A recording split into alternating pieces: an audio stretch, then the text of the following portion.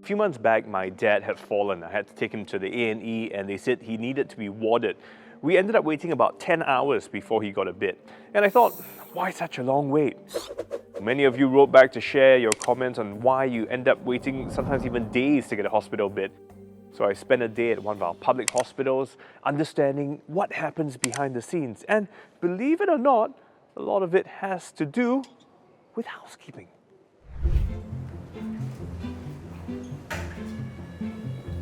What are we doing here?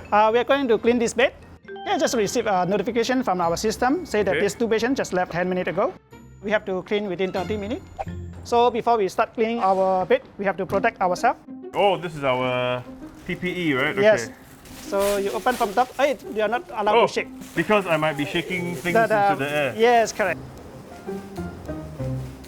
On average, in one day, how many beds are you cleaning? About 10 bed to 12 bed. The first step, we have to clear all the soil linen, soil tray, and then water bottle.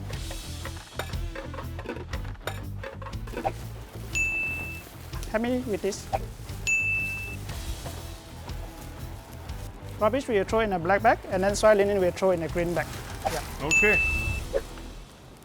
What do we do next? So we are using blue cloth to blue bucket. Oh. Green to green What's the difference? bucket. Blue one is for our general area, and then green is for our mattress and pillow. So we can't mix them. I see, okay. This is to prevent the cross-contamination. I'm wiping the mattress with this. Yes, correct. Remember, it's one direction. One direction. Yes, this is to prevent. Is that because your favorite band? No.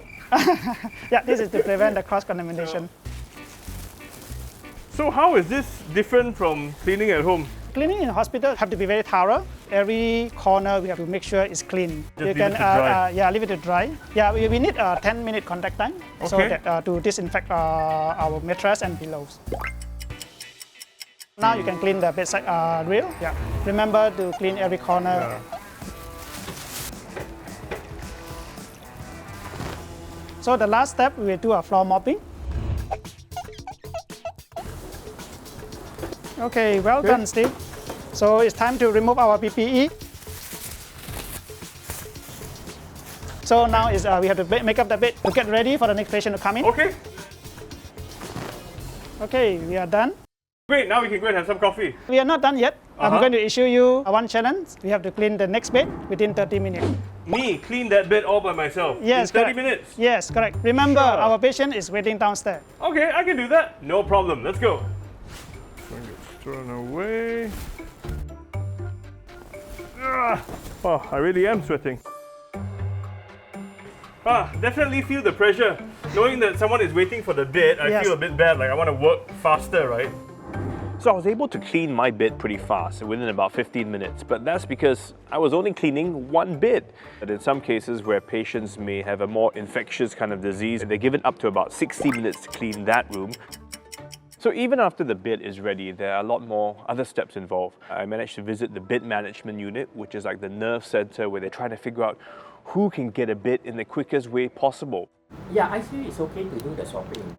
What are some of the challenges you have when it comes to managing the number of beds? In the public healthcare settings, 80 to 85% of our beds are actually open cubicles or subsidized wards. If there's an available bed in the male cubicles and there are patients waiting in the ED, they are female patients, we can't just ward them into the male cubicle and so vice versa. Sometimes patients are ready to leave the hospital, but they can't because the step-down care, for instance, in a community hospital is not available, meaning there's also no space at the other hospital. And quite often, sometimes the families are not ready to take them back. We are bringing up a case for discussion today. Okay, basically he's a 49-year-old Chinese male, day 2 of right thalamic stroke. We found out that he has a urinary tract infection. We had to insert a urinary tube. I think the wife is not coping very well. So out of every 10 patients, how many would you say able to be discharged to go home, but still here because of circumstances? Well, I would say estimated about perhaps up to 3 patients in 10. We take a lot of pains actually to strategize with the patient and their caregivers right from day one, ensure that they are ready to take the patient home when they are medically fit to do so. But there's a group of patients and their caregivers, of course, who seem to like to stay in the hospital more than what they are supposed to. So how does all this make you feel? I would say exhausted. So instead of a nurse to take in 6 patients, a nurse would then have to take 7 patients instead. So after the episode aired, we had quite a few comments coming in. Dex Wong 470 said, the waiting time also includes waiting to see the doctor. Until this is being resolved, the waiting time will also be long. Let me clarify that, because actually the waiting time for a hospital bed only starts from the time the doctor says this patient needs to be warded. But very often you do end up waiting an extra maybe 1 to 2 hours before you actually see the doctor. When you're at the A&E department, there'll be more critical cases coming in for very serious emergencies, so obviously they have to go first. That could also extend your waiting time. Here's another comment from It's Just Abigailify. I do think getting healthcare at home sounds really appealing. She gives the example of her grandfather who is 91 but always demanded to go home. So there is a care program at NUH where if doctors feel that you can recuperate at home, they will actually say you can go home. If we need to see you, they will actually make their way to your home. And all this time actually, you are still considered hospitalized under the insurance scheme. And I also learned from the home care team that as a result of their efforts, they were able to save up to 23,000 bed days. H1544 says the nurses and staff are really trying their best to accommodate to everyone to the best of their capabilities. While it can be frustrating to wait for a bit, please be kind to the healthcare workers there.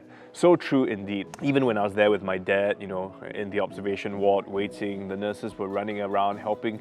They do have a shortage of manpowers, and in some cases, they've even added more beds to some of the wards. So please be kind to everyone, especially at the hospital.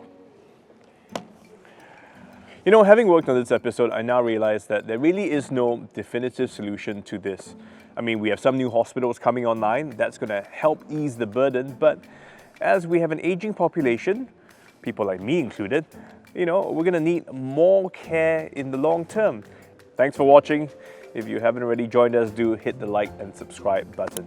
Otherwise, see you guys around, hopefully not in hospital.